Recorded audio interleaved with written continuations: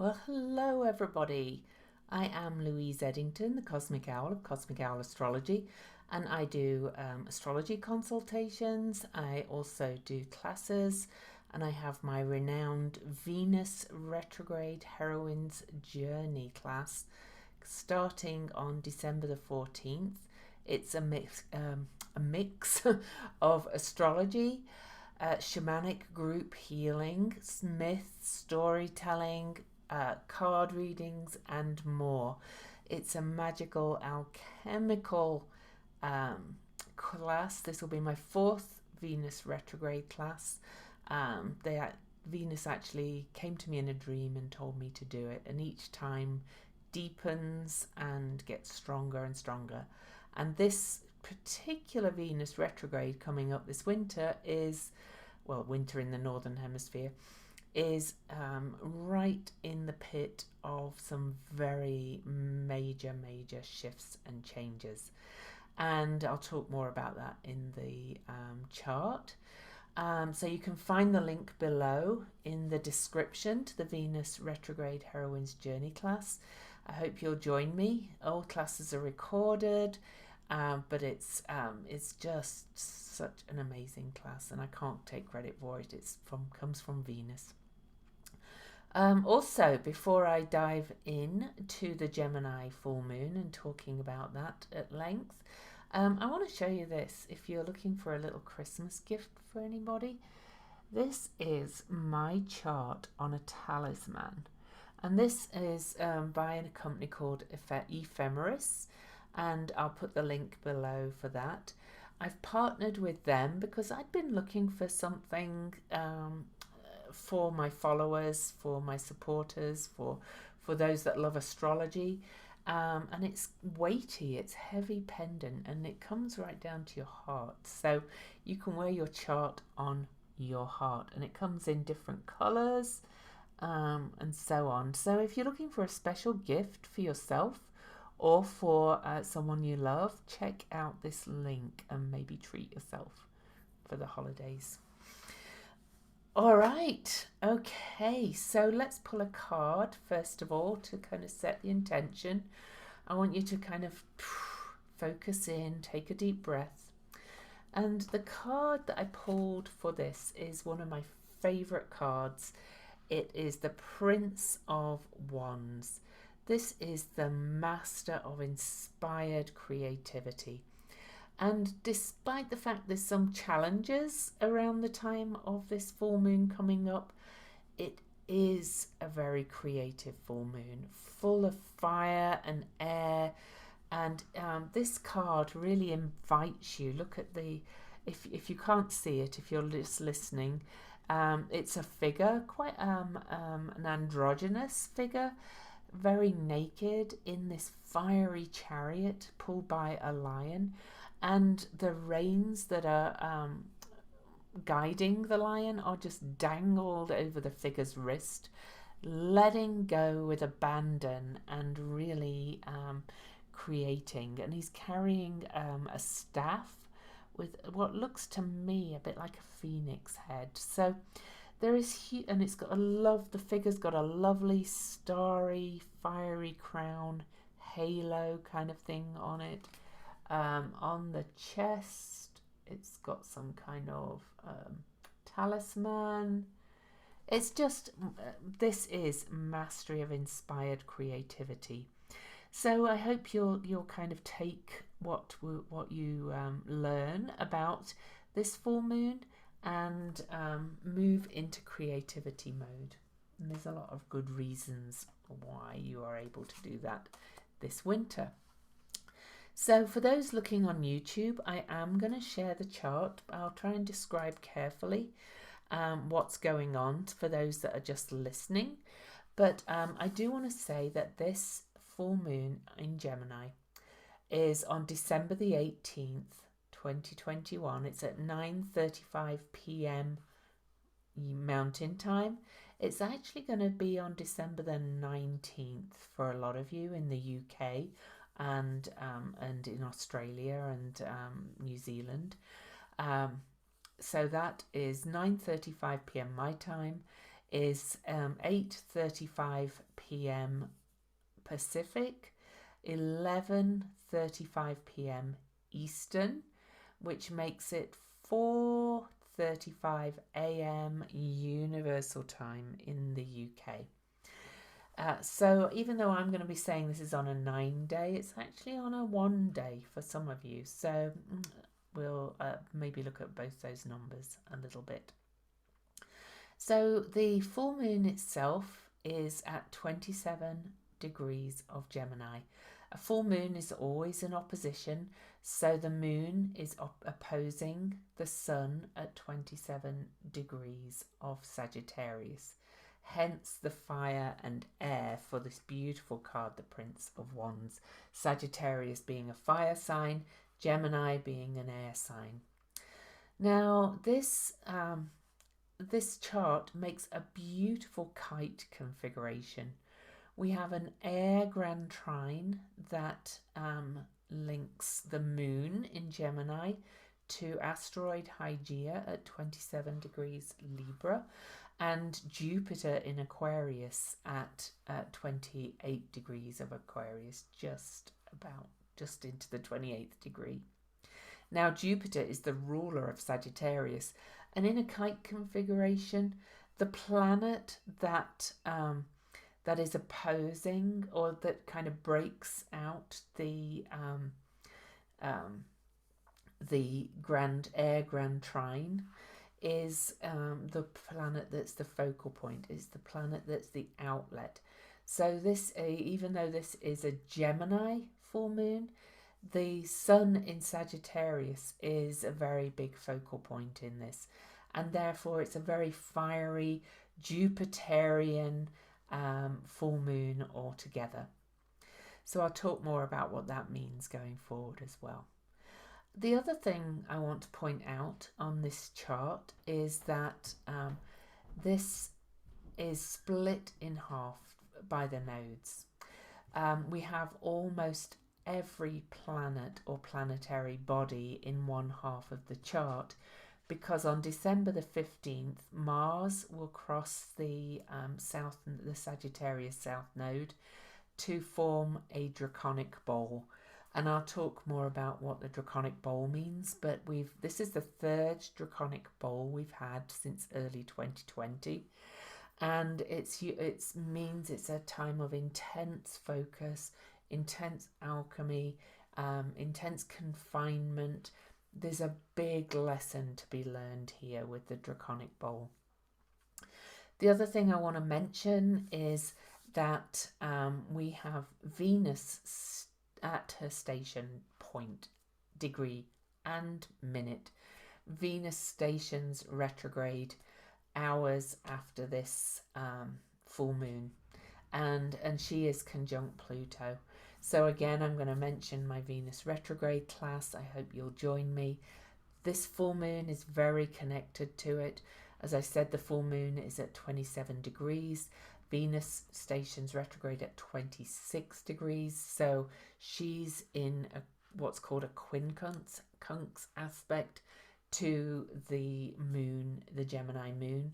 So it's making some major adjustments on this full moon. The other thing I want to mention, and then I'm going to stop sharing the chart, is that this is the third of 6 full moons at 27 degrees. So we started with a full moon, an Aries full moon, and then we had a Taurus full moon. Now we have a Gemini full moon. We finish on March the 18th with a full moon at 27 degrees of Virgo, which will exactly square this full moon. Okay. And interestingly, that full moon will have a lovely kite configuration to the sun in it as well. The Pisces sun in that case. And I'll talk more about that when I come to do the podcast for that. But we're getting this message. We're having these 6 full moons at 27 degrees, and they sandwich 5 new moons at 12 degrees. And of course, we've just had the total solar eclipse that was at 12 degrees Sagittarius, which was the last eclipse in the whole Sagittarius Gemini energy. So this full moon on the 18th, 19th is kind of a completion from that eclipse, though eclipse energy does tend to unfold over months. Right, let me stop the share and just talk to you. So I'm wearing black and white, well, almost, because Gemini is the sign of the twins and can be very black and white. So that gives you a kind of an indication of the energy of this full moon. It's a very powerful energy, and so I want to take my time and really go through some of the energies of this. Okay. So, as I said, it's the third full moon at 27 degrees, and in the US it's on a 9 day. So 27 is 2 plus 7 is 9. So it's a 27/9. For the UK and the rest of the world, it's a 1 day. So more new beginnings. I think this is quite important though for the USA, and of course that does ripple out to the rest of the world, because the USA is approaching its Pluto return, and the USA's Pluto is at 27 Capricorn. So we've got the 27 is a big hitter for the US. So I think these full moons are actually activating the major change that's rippling out from the chaos and transformation and regeneration that's happening in the USA is rippling out to the rest of the world. So I don't want to just be USA focused because I live here, but I do think, you know, the USA's place as the major superpower is being challenged in some areas. China is outpacing them in the space race and so on and so forth, and we know there's political and other chaos in the USA. So for that reason, I think these 27s are important. However, the 27 is a beautiful number. I've mentioned it before, but it's the number of the spiritual, altruistic leader and teacher. And of course, Gemini and Sagittarius is the axis of knowledge, truth, and understanding, learning, teaching, and so on and so forth. It's been described as the number of the Boddhisatva, which is the pure-hearted, idealistic, wise and benevolent teacher and leader. And the Bodhisattva takes some vows to give up 3 poisons, it's called. And those poisons, bear with me, I did have that page up, but the 3 poisons, okay, the 3 poisons in Buddhism, a Bodhisattva takes a vow to give up 3 poisons, which are greed, hate, and ignorance. So we really are being called and given an opportunity by these full moons to renounce these 3 poisons of greed, hate, and ignorance. Whether we take this invitation is where our free will comes in. Okay. So this number is just a beautiful number. It doesn't lead by force. You know, it's a true spiritual servant number. So we're being asked to learn to become spiritual servants. All right. So it's made up, the 27 is made up of 2 and 7, and then it becomes a 9. So the 2 is highly intuitive and cares deeply for people. 2 is the number of the divine feminine. It's receptive, more selfless, more transparent. The 7 is profound and deep.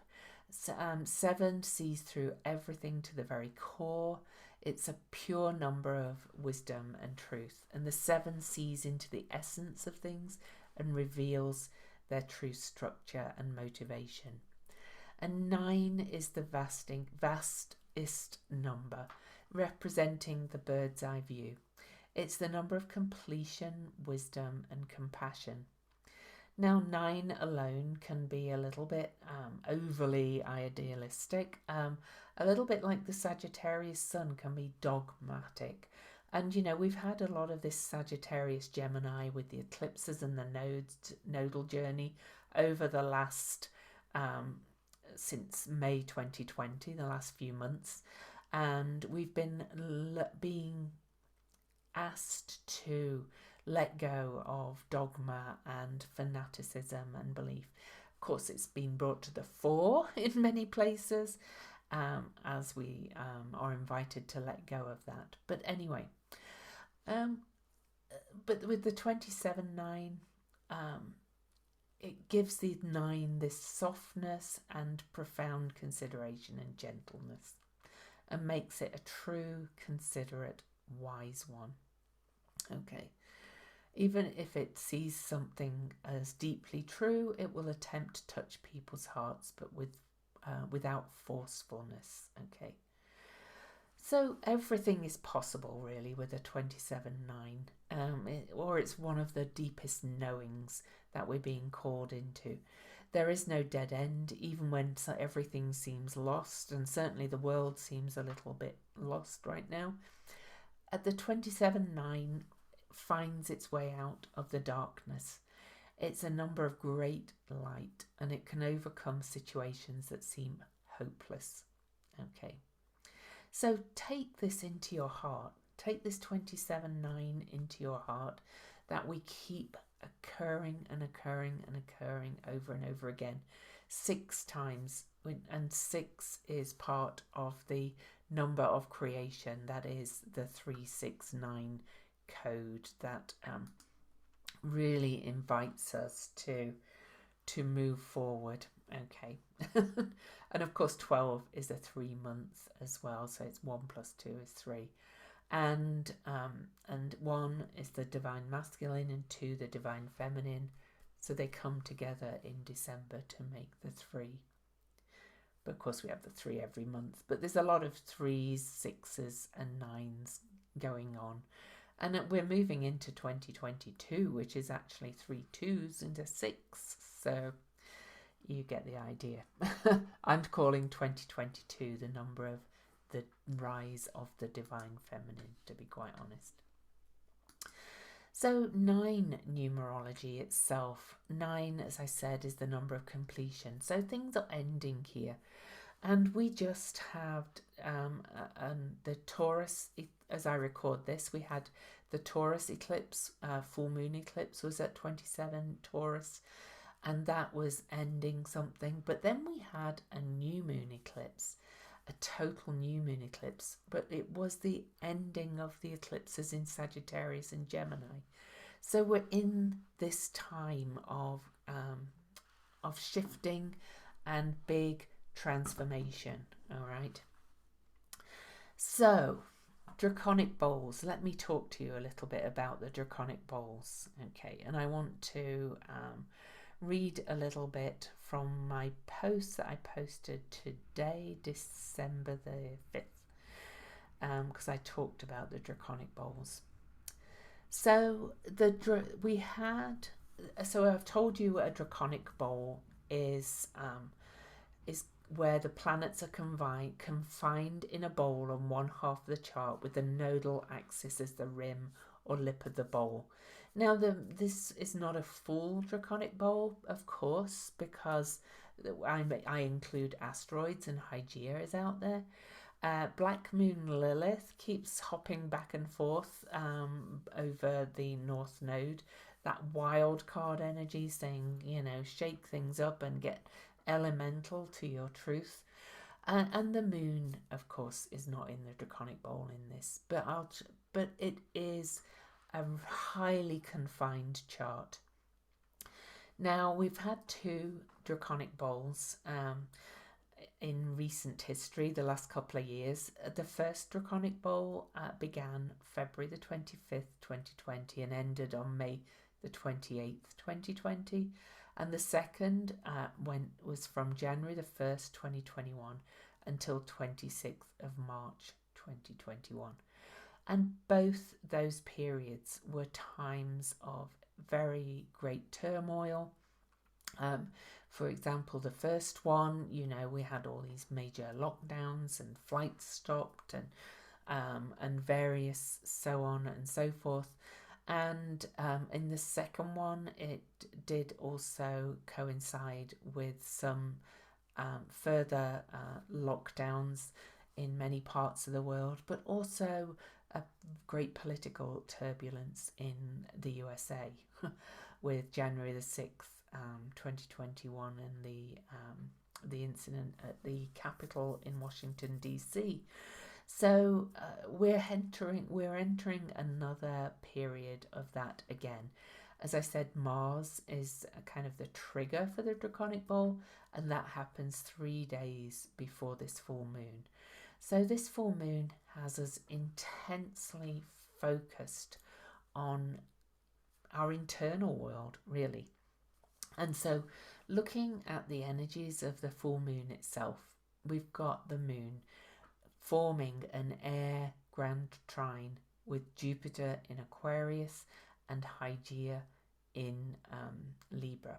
Now, I do happen to think that, the new variant that we know of now, Omicron, is going to spread like wildfire. And no matter what you think of, the pandemic or whatever, I think, we are going to feel confined in some way around as we approach this full moon.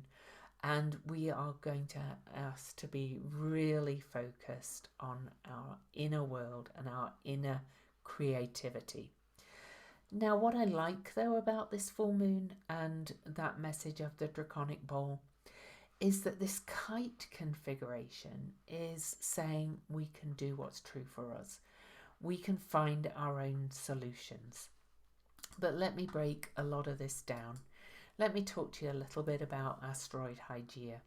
So Hygiene is health, hygiene, tradition, natural medicine, doctors, healers, disease, illness, toxins, fear of poison. And if you look at the spiritual level, there's those 3 poisons as well we're being asked to get rid of. Fear of doctors, fear of medical results, all those kind of things is definitely associated with holistic health of the true kind, like combining all ways of health. It's very connected with health. Hygiene in Libra is about balance. Okay. Hygiene in Libra in a personal chart, imbalance often brings ill health, but Hygiene in Libra connects good health and proper hygiene with looking good but also with bringing balance. Okay, but it can also have a tendency to lecture others for their lack of health, balance and hygiene. But let's look at it in regard to this full moon in this kite configuration. And then with Jupiter in Aquarius being very much about go your own way, the message of this full moon is about deciding what's true for you, deciding which you want to follow. The moon is in Gemini, the sign of science, and the sun is in Sagittarius, the sign of truth. I'm not going to tell you which way to go because this is for you to decide completely. This kite configuration combined with like this Prince of Wands card is saying you create what you want. If you want to go into personal kind of lockdown, then that's up to you. But but there's a whole energy of we are going to feel confined in some way and create our own solutions through it. Okay. And this will happen in many ways. It's not just about the pandemic. You know, we may feel that we just really want to stay home, not just because of the pandemic, and really go into this alchemical pot of creation, create what you desire to create, and so on and so forth, with abandon, as the Prince of Wands does. Okay. So Gemini itself, Gemini is, you know, the moon's in Gemini on this, and Gemini is about thinking, communication. It's a mutable air sign. We may even have more mutations, by the way, if we're talking about the pandemic, or this one mutation will kind of really mutate out the others. But this is very much about thinking, communication, curiosity. So it's about really thinking about what's true for you and really exploring options, taking other people's opinions into account, reading all sides in whatever element is going on in your own life. Now, I did mention that the moon is quincunx Gemini, sorry, Venus.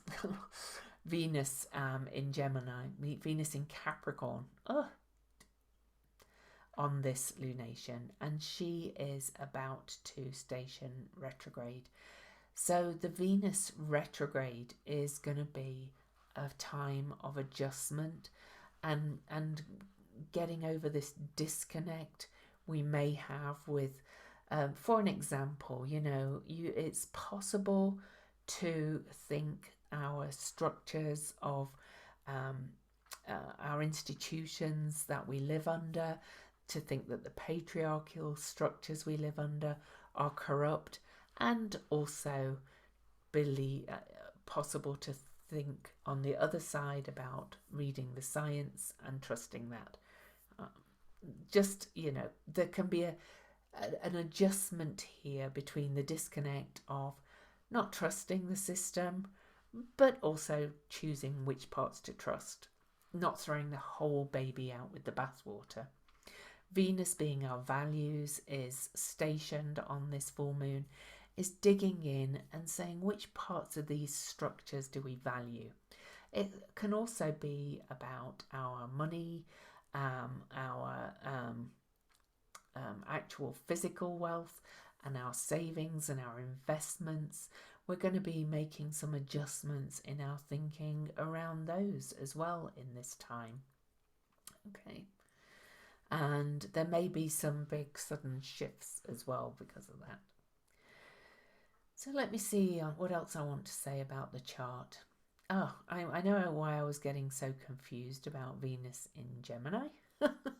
Is because Venus is in Capricorn now, and she was her last star point on June the 3rd, 2020 was, which is when the middle of her retrograde, was right at the end of that Draconic Bowl. And so she's in a Draconic Bowl in this retrograde for the whole time. And she emerges from her retrograde and emerges from her shadow as the Draconic Bowl is starting to break up. All right. So, you know, we're going to be digging deep. This full moon is kind of taking us into really concentrated decision making, curiosity, learning, decisions about where we want to go for our future, where we want to shoot our arrows, and what kind of life we want to create, having learned all of this stuff up till now. Okay, so it's just an amazing time to be living in, to be quite honest. But may you live in interesting times is you know, something that could be said. We certainly are. Now I'm going to read you the symbols in a moment, but again I want to mention this ephemeris. Get yourself some Christmas gifts, or Sorry. Also, Venus retrograde class. Come join me. Links below. But also, now let's look at the symbols. So the Chandra symbol. No, I'm going to read the Sabian symbol first. So we go up. So Gemini 28 is through bankruptcy, society gives to an overburdened individual the opportunity to begin again. The keynote by Dane Rudhyar is a release from unbearable pressures, freeing one for new tasks. And he says it's about liberation from the past. And I truly do believe that this full moon and these endings with the 27 and the 9, as we go into the third, there's that 3 again, of Draconic Bowls, is the beginning of the end of this turbulent time we've been living through particularly for the past couple of years. I really think we're being given to an opportunity to begin again, quite literally. Okay. So he kind of, I'm not going to read his interpretation. It feels like we are being given this last chance to begin again, not through like physical bankruptcy, but it's like we can purge ourselves of these old beliefs. We can liberate ourselves from these past patterns and dive into this creation mode and begin again. All right. So the Chandra symbol for Gemini 28 is a cloud in the shape of a rabbit. Fabulous inward visualizing gifts and streams, picturing the flux of life with extraordinary acuity of fluent perception, witnessing the rapt fascination of how everything moves, changes and stays the same. Granted a golden eye for phenomena and the rapid fire streaming through of images and impressions. Always watching, always just about beside yourself with the clarity of it. The pure suchness of this world. Immense difficulty in communicating and sharing this God's eye view. Words will not contain it. You must find a physical language and an imaginative landscape that can be telepathically transmitted. You have inside the greatest gifts to share and spread, and the life challenge becomes to form the vessel and find the ways to get it across that evolution. To get it across, the evolution is really happening. And multi-dimensional reality is already here now to bring us all alive, even when the outer mind is still drawing blanks on what the fuss is about. Okay. So that one, rabbit is a symbol of birth. It's a symbol of regeneration and rebirth because it's one of the Easter symbols. So that I find really promising as well. John Sandbach, in his blog post where he looks at some symbols, is a cloud. He says rabbits are a symbol of fecundity and prosperity, and the clouds mean that this abundance is able to take any and every form. Okay. So, put all in all, I think we're entering a really, really difficult time. This is this last third blast of regeneration and transformation of the Draconic Bowl. We're on the third of 6 full moons at 27 degrees, coming out of a very intense eclipse season.